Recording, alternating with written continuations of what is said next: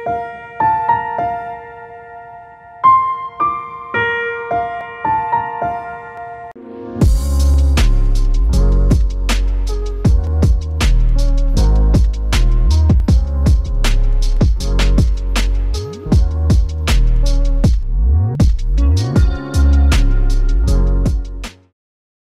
ఈ వీడియోలో ration card యొక్క మూలాలను, రకాలను, రేషన్ కార్డు యొక్క అప్డేట్స్ గురించి తెలుసుకుందాం. రేషన్ స్టాంప్ లేదా రేషన్ కార్డు అనేది ప్రభుత్వం జారీ చేసే ఒక స్టాంప్ లేదా కార్డు.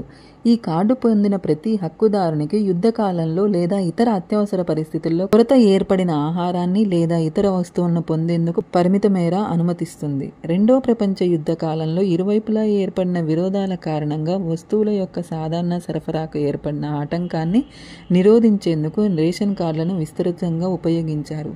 ప్రస్తుతం తెలంగాణ వ్యాప్తంగా చాలామంది ఆతృతగా ఎదురు చూస్తున్నది కొత్త రేషన్ కార్డుల కోసం.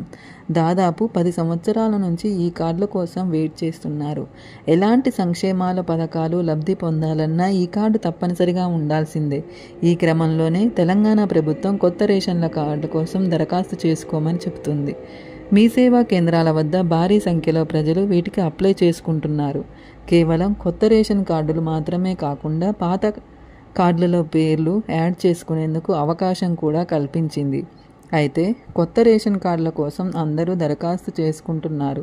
కానీ దాని స్టేటస్ ఏంటి, అప్రూవ్ లేదా రిజెక్ట్ అయిందా అనే విషయాలు చాలామందికి తెలియదు.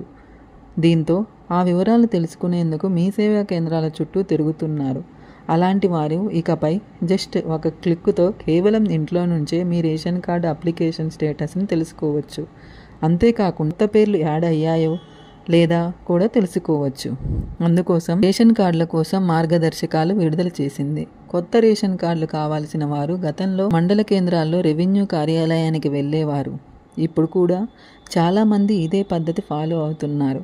కానీ రేషన్ కార్డుకు అప్లై చేసుకునేందుకు ఎంఆర్ఓ ఆఫీస్కు రాకుండా మీ సేవా కేంద్రానికి వెళ్లాలని ప్రభుత్వం సూచిస్తుంది. మీ సేవా కేంద్రంలో కేవలం ₹45 చెల్లించి అప్లై చేసుకోవాలి.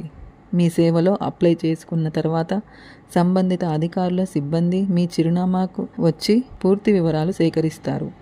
ఆ తర్వాత ప్రభుత్వ పరిశీలనకు వెళ్తే కొత్త రేషన్ కార్డు మంజూరు అవుతుంది. అప్లికేషన్ స్టేటస్ ఎలా చెక్ చేయాలి? ముందుగా మీ ఫోన్లో తెలంగాణ ఫుడ్ సెక్యూరిటీ కార్డ్ అధికారిక వెబ్సైట్ను ఓపెన్ చేయాలి. స్క్రీన్ మీద రేషన్ కార్డ్ సెర్చ్ అనే ఆప్షన్ కనిపిస్తుంది. దానిపై క్లిక్ చేయగానే FSC application search, status are rejected ration card search ఆప్షన్లు కనిపిస్తాయి. అందులో ఎఫ్ఎస్సి అప్లికేషన్ సెర్చ్ మీద క్లిక్ చేయాలి. అప్పుడు మీ సేవా అప్లికేషన్ సెర్చ్ విండో ఓపెన్ అవుతుంది.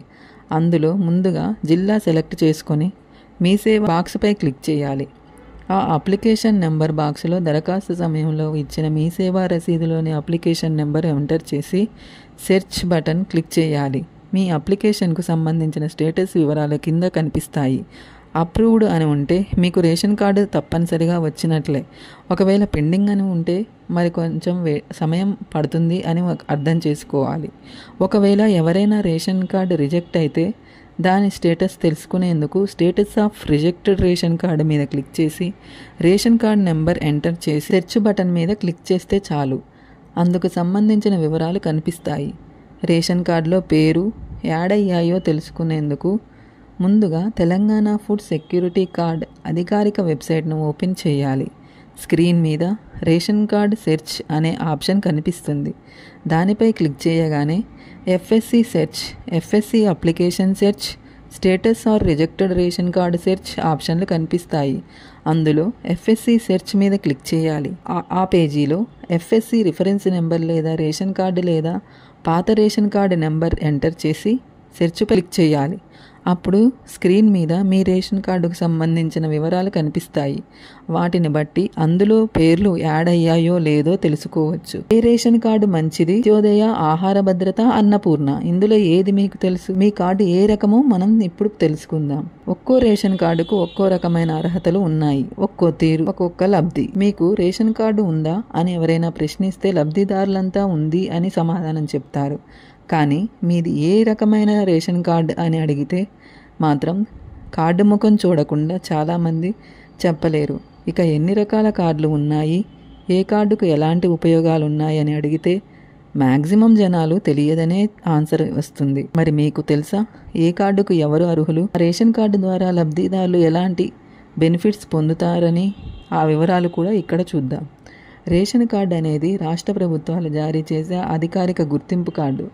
ఆ కార్డు సహాయంతో జాతీయ ఆహార భద్రతా చట్టం NFSA ప్రకారం రాయితీ ధరలకు ఆహార ధాన్యాల కోసం కొనుగోలు చేయవచ్చు.